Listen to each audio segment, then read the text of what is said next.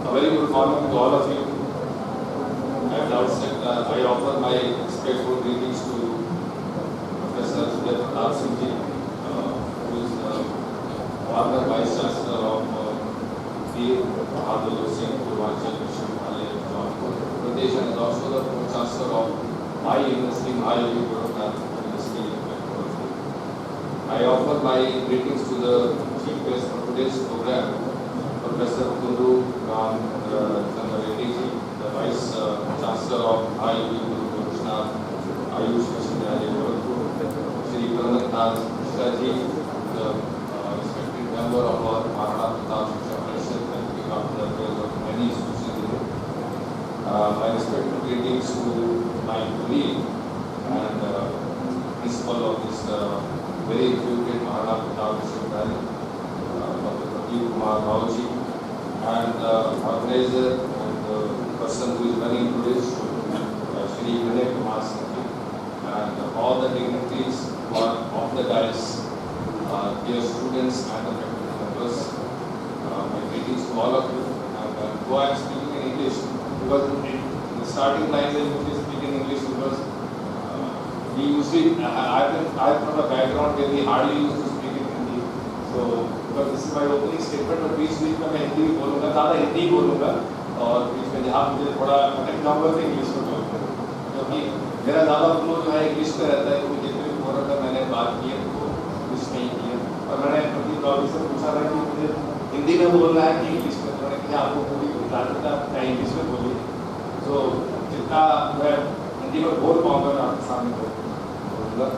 सबसे पहले तो मैं सभी विद्यार्थी जो आज ग्रेजुएट हो रहे हैं उनके लिए जिनको इस कॉम्पिटिशन में डिग्री मिल रही है उन सबको हार्दिक बधाई देता हूँ, उनके पेरेंट्स को भी बधाई देता हूँ, और साथ साथ में सभी फैकल्टी मेंबर्स को भी बधाई देता हूँ, क्योंकि उन्हीं के एफर्ट से और उन्हीं की जो डेडिकेशन कमिटमेंट से ये बच्चे आज ये डिग्री प्राप्त कर रहे हैं।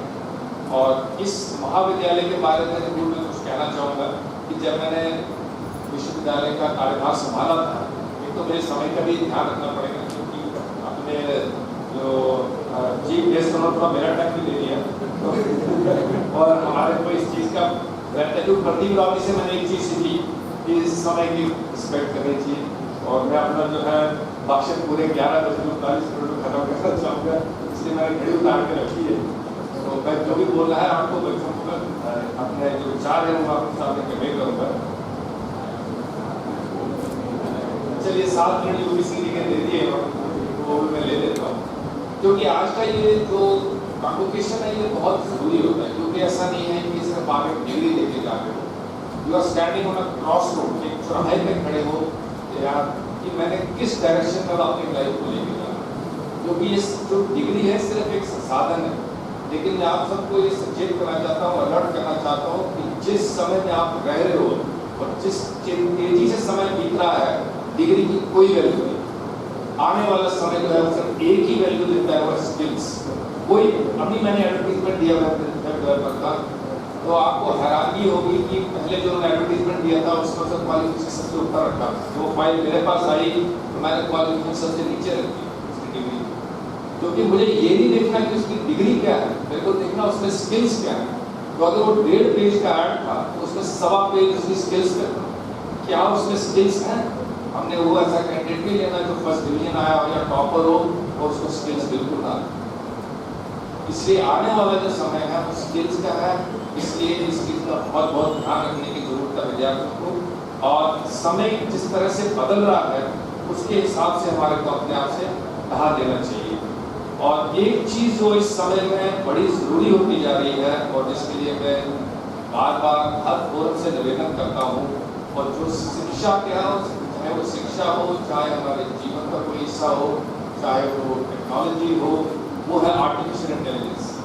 मैं अभी परसों ही पढ़ रहा था कि चाइना ने आर्टिफिशियल इंटेलिजेंस का कोर्स अपने स्कूलों में शुरू कर दिया, और हमारे यहाँ पे जब मैं पुराने विश्वविद्यालय में था तो मैंने कहा था कि हमारे जो 20 से 25% PhD है उसमें आर्टिफिशियल इंटेलिजेंस का कॉम्पोनेंट होना चाहिए।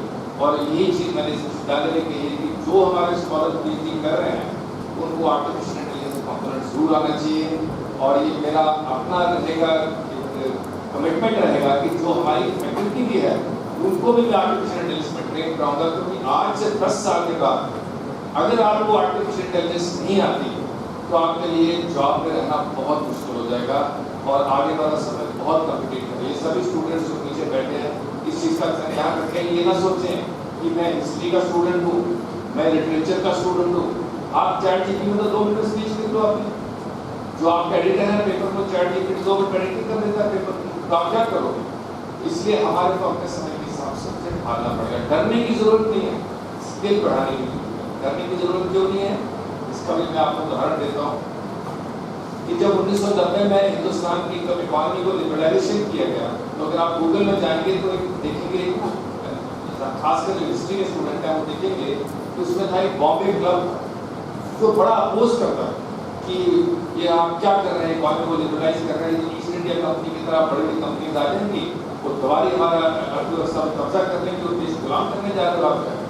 तो जो आपने नरसिम्हा राव जी थे और उस टाइम में अपने जो फाइनेंस मिनिस्टर थे मनमोहन सिंह जी, और उसके बाद वाजपेयी जी की गवर्नमेंट आई, तो सबको बड़ा इसमें उसके साथ स्ट्रगल करना पड़ा, लेकिन उन्होंने उनकी बात नहीं सुनी। और आज देखिए कोई ईस्ट इंडिया कंपनी की बात नहीं करता, वो बॉम्बे क्लब वाले अब सबसे आगे हैं, वो दुनिया के जगह जगह जाके जो कंपनियों को एक्वायर कर रहे हैं।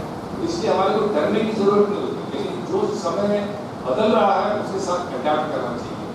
जो आपके लाइफ साइंसेज के स्टूडेंट्स हैं, लाइफ साइंसेज के कितने स्टूडेंट हैं इसमें, बायोलॉजी वगैरह के हैं? हाँ, तो आप लोगों ने पढ़ा होगा, डार्विन की थ्योरी पढ़ी है? क्या कहता है डार्विन? डार्विन का सर्वाइवल ऑफ द फिटेस्ट क्या कहता है? आप तो डार्विन कहता है it is not the strongest of the species and neither it is the most intelligent of the species which will survive, it is the most adaptable of the species which will survive. तो जो समय के बदलते प्रचार के साथ जो जुड़ा हुआ है वही सर्वाइव करेगा, जो नहीं है वो अलग कर देगा। ऐसे ही हमारे ये शरीर है, अगर इस बाजू को हम इस्तेमाल नहीं करते तो आप देखेंगे ऐसा ऐसा कमजोर होना शुरू हो जाएगा। अगर आप जिम में जाना शुरू हो जाएंगे तो ये बहुत स्ट्रांग हो जाएगी। तो जो भी चीज़ है हमारे पास उसको यूज करना चाहिए। इसलिए मैं आपको सबको ये निवेदन करूंगा कि आप अपनी फैकल्टी के पीछे हो जाइए, प्रिंसिपल साहब के पीछे हो जाइए कि साहब हमने आर्टिफिशियल इंटेलिजेंस सीखनी है। और ये चीज़ जो है ये सिर्फ उन आप पे नहीं सीमित होती, मैं बच्चों से भी निवेदन करूँगा जो कंप्यूटर में गेम खेलने आते हैं कि आपने भी निवेदन करना चाहिए। साहब हमने भी सुना था कि एक तो आज से स्पीकर आया तो कह रहा था आर्टिफिशियल इंटेलिजेंस है, तो हमारे को भी 2 शब्द बताइए कि आर्टिफिशियल इंटेलिजेंस, क्योंकि आप कल के लीडर जो 2047 में अमृतकाल में एक डेवलप्ड नेशन बनना है वो आप ही बनाओ। हम तो बना चुके जो देश बनना, अब जो देश बनेगा, जो आज बच्चे कॉम्पिटिशन में पास आउट हो रहे हैं या बच्चे जो यहाँ बैठे हैं, आप ही लोगों ने इस देश को, जो मोदी जी हमारे प्रधानमंत्री जी का जो आह्वान है कि 2047 में जब हमारे 100 साल हो जाएंगे आज़ादी के, हिंदुस्तान एक डेवलप्ड कंट्री होगा, एक विकसित देश होगा और दुनिया में अपना स्थान जो है जो खोया था पहले प्राचीन समय में दोबारा पाएगा। अब बात आती है प्राचीन समय की, क्योंकि हिस्ट्री है तो हम तो चलो साइंस के स्टूडेंट थे, लेकिन हिस्ट्री का बहुत शौक है, क्योंकि एक कहावत है history repeats itself because human beings repeat their past mistakes। दोबारा हिस्ट्री रिपीट करेगी अगर हम अपने दोबारा हम गलतियों को, और हिस्ट्री वालों का ये बहुत बड़ा योगदान रहता है कि वो समाज को सचेत करके रखें कि जो गलतियां हमने पीछे की वो आने वाले आज के जो रूलर हैं, जो आज हमारे शासक हैं, वो उस गलती को दोबारा ना करें। और इसका मैं आपको उदाहरण देता हूँ। अगर क्योंकि मैं तो हिस्ट्री पढ़ता हूँ, क्योंकि क्या हुआ कि 8 को जो है कोई छुट्टी में सैनिक स्कूल पढ़ता था, मुझे छुट्टी हुई तो मैं घर आया, मेरी सिस्टर हिस्ट्री की स्टूडेंट, तो वहाँ एक किताब पढ़ी हुई थी इंडिया 1526, तो मेरी 2 महीने की छुट्टी से मैंने सारी किताब पढ़ ली। और मैं तो क्योंकि क्लास में हमेशा सैनिक स्कूल में पढ़ता था, तो मैं क्लास में फर्स्ट या सेकेंड ही आता था, तो कभी हार्ड नहीं आया क्लास में, क्योंकि मुझे पढ़ने का शौक था। मैंने सारी हिस्ट्री पढ़ ली और एक दिन अपनी सिस्टर को पूछने लगा, उसको कुछ नहीं आने लगा, वो रोने लगी।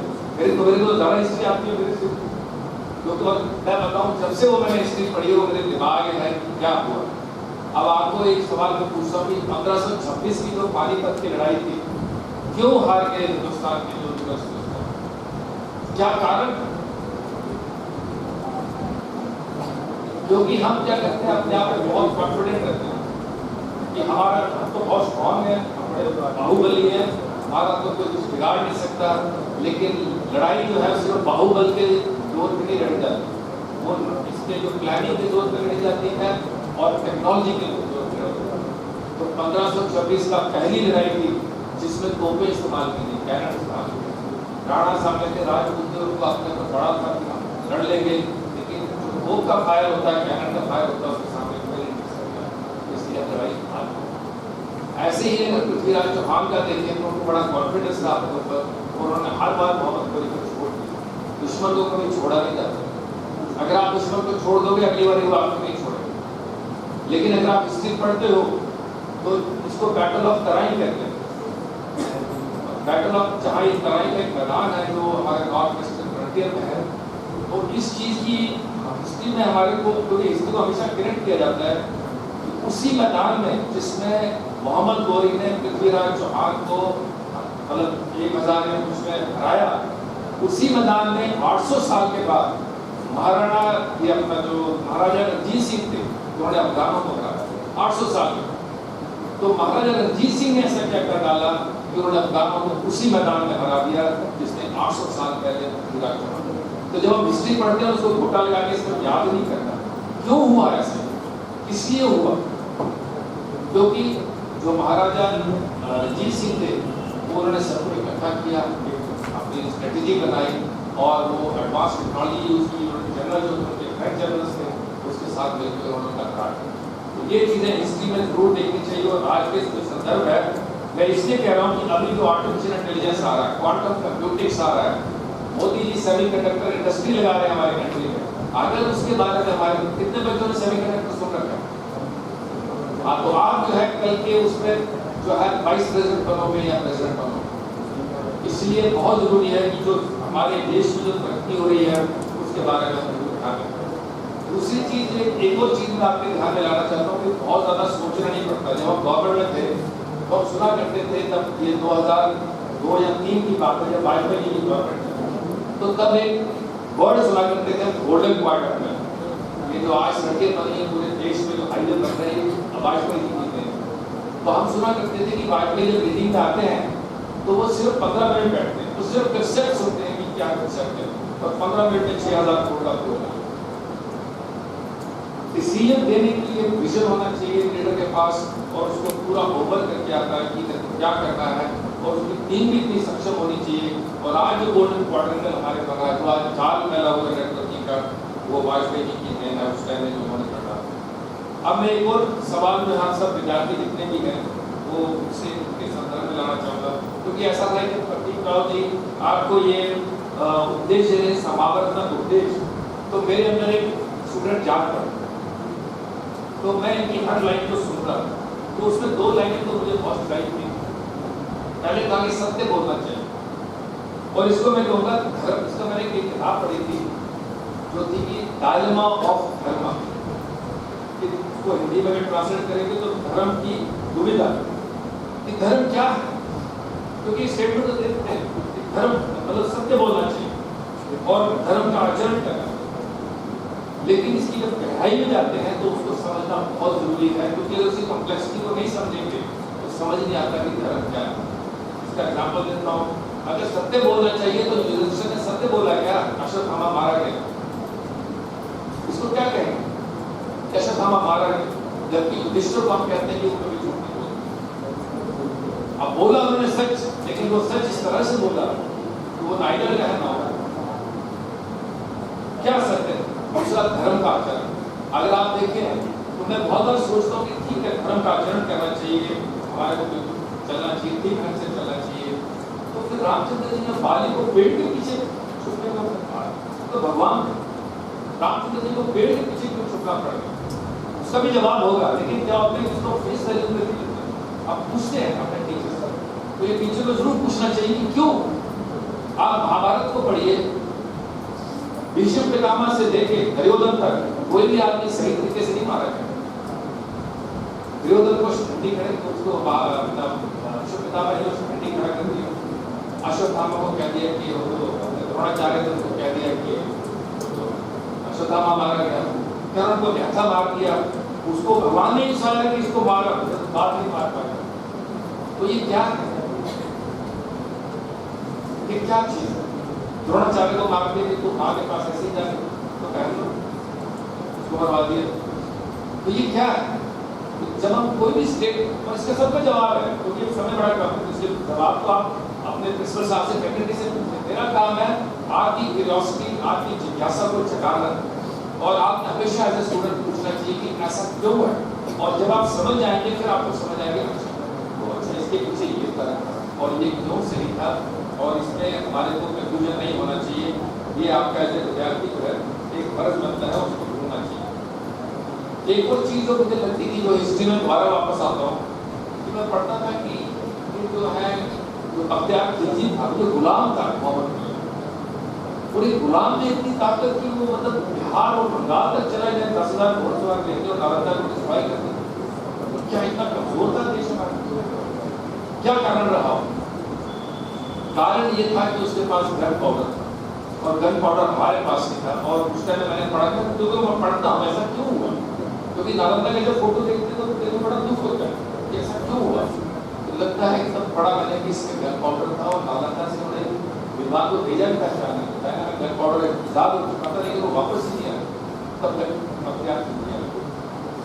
उसके बाद जो है अगर आप और पास आए तो मैं अभी थोड़ी 1 साल पहले हम्पी गया, विजयनगर एम्पायर थी, और हम्पी को देख के जो इतना सुंदर शहर है हम्पी जो है विजयनगर एम्पायर का, उस टाइम में जो स्टूडेंट आप हिस्ट्री का आपको मालूम होगा कि उस टाइम में अकबर का राज था हिंदुस्तान, नॉर्थन पार्ट में हिंदुस्तान के अकबर था और सदर्न पार्ट में विजयनगर एम्पायर थी। दोनों के बीच में भामनी थी, उसका नाम सुल्तान।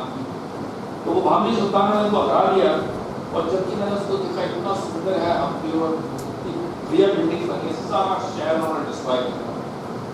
तो मैंने उसको पूछा कि क्या कारण था कि क्यों डिस्ट्रॉय हुआ, और मैंने पढ़ा भी करा तो 2 ही कारण डिस्ट्रॉय होने के थे। एक तो ये था कि जो उस टाइम में राजा था राम, क्योंकि वो फ्रंट क्लास कर रहा था, सभी ने समझाया कि आप पीछे चले जाइए और हमारे को संभाले नहीं जो उसके बाद। और दूसरा क्या थी, उसने अपनी आर्मी को मॉडर्नाइज नहीं किया, उसको बहुत अपने लगता कि हमारे कितनी लड़ाइयाँ जीत चुके थे, उसको लगा कि हमारा ये क्या बिगाड़ देंगे जो हम नहीं पाए आगे।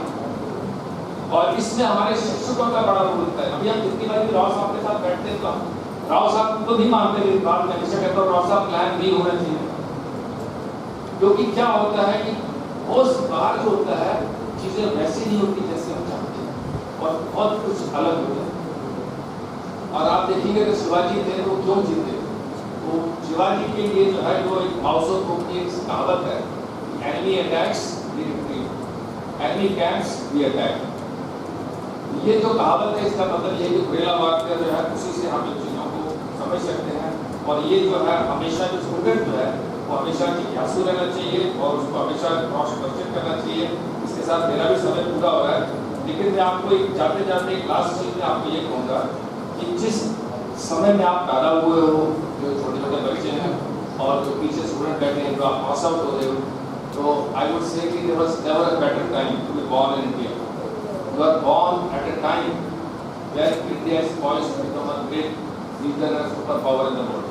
And with these words, I wish you all the best. And you are the creator of the new India, the new emerging India, the new superpower which we call as India.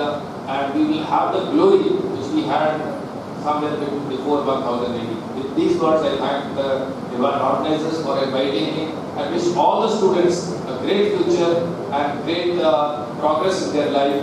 And one last message to all of you is कि कल हनुमान जयंती है और हनुमान जी हमारे भगवान हैं, उनकी पूजा करते हैं, तो भगवान को भी डाउट हो जाता है कि मेरे में इतनी शक्ति है कि नहीं। कोई अपने ऊपर डाउट हो गया कि मैं लंका कैसे जाऊँ, क्यों? तो ऐसे डाउट हो जाना कोई बुरी बात नहीं है। हम जितने मर्जी सक्षम हो, हमारे ऊपर केवल डाउट हो जाए, लेकिन हमारे जो मेंटर होते हैं, जैसे जामा टाइप के मेंटर चाहिए हमारे, या बड़े बड़े जो हमारे साथ सहयोगी चाहिए, जो हमारा मनोबल हमेशा बढ़ाए रखते हैं, वो हमारे को बताते हैं नहीं तुम गलत हो, तुम्हें खुद नहीं मालूम कि तुम्हारे अंदर कितनी क्षमता है।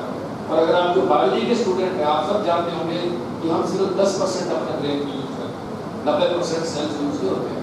किडनी के भी 90% सोए रहते हैं, 10% की यूज होते हैं। तो हम अपनी बॉडी की पूरी क्षमता को यूज नहीं करते। अगर हम पूरी क्षमता को यूज करें तो हम कहाँ के कहाँ पहुँच जाए।